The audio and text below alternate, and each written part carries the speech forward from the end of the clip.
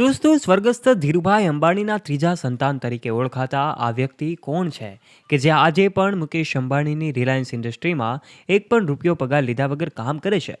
શું તમે જાણવા માગો છો કે આખરે ધીરુભાઈ અંબાણીના ત્રીજા સંતાન તરીકે એટલે કે ત્રીજા દીકરા તરીકે ઓળખાતા આ વ્યક્તિ કોણ છે અને આજે શા માટે તેઓ એક પણ રૂપિયો પગાર લેતા નથી?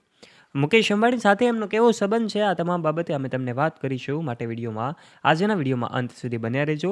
આજની આ વાત જાણીને તમે પણ નવાઈ પામી જશો. એક મિત્રતા કોને કહેવાય અને એક વર્ષો સુધી મિત્રતા કેવી રીતે નિભાવી શકાય એ તમારે જાણવું હોય તો આજના વિડીયોમાં તમે અંત સુધી બન્યા રહેજો.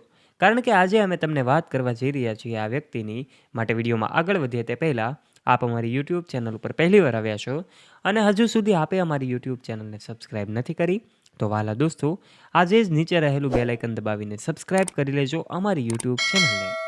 સૌથી પહેલાં વાત કરી દઈએ તો મુકેશ અંબાણી, કે જેઓ આજે વિશ્વના સૌથી ધનિક વ્યક્તિ છે અને આજે અંબાણી પરિવાર હંમેશા લાઇમલાઇટની નજીક રહેવાનું પસંદ કરે છે, ત્યારે એમના આ વ્યક્તિ એટલે કે આ એમના મિત્ર છે કે જેનું નામ આનંદ જૈન છે.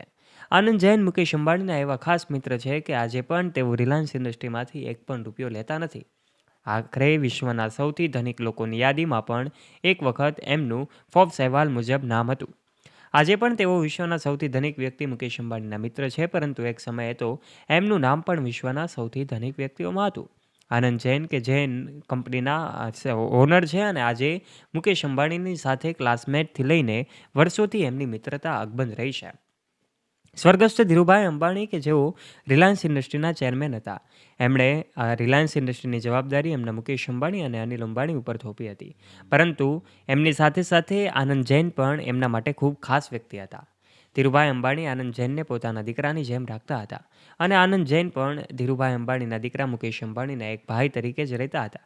આજે પણ તેઓ રિલાયન્સ ઇન્ડસ્ટ્રીમાં સેવા આપે છે અને આજે એવું કહેવામાં આવે તો પણ ખોટું લાગે અને આપને નવાઈ લાગે કે આખરે આ વ્યક્તિ એક પણ રૂપિયો પગાર લીધા વગર રિલાયન્સ ઇન્ડસ્ટ્રીમાં કામ કરે છે. ત્યારે દોસ્તો, મુકેશ અંબાણીની જેમ જ આનંદ જૈન છે, બંને એકબીજાની સાથે કોલેજ અલગ અલગ કરી હતી, પરંતુ સ્કૂલમાં સાથે હતા અને પછી મુકેશ અંબાણીને એ સમયે ધીરુભાઈ અંબાણીએ રિલાયન્સ ઇન્ડસ્ટ્રીની જવાબદારી આપવા માટે અધૂરી કોલેજ છોડીને પાછા બોલાવી લીધા હતા. ત્યારે મુકેશ અંબાણી તો આવી ગયા, પરંતુ ત્યારબાદ તેમણે પોતાના મિત્ર આનંદ જૈનને પણ પોતાની સાથે બોલાવી લીધા હતા અને ત્યારબાદ આનંદ જૈન એ આ કંપનીમાં જોડાયા હતા અને ત્યાર પછી મુકેશ અંબાણી અને આનંદ જૈનની જર્નીની શરૂઆત થઈ હતી, એવી પણ એક અહેવાલ મુજબની માહિતી સામે આવતી હોય છે.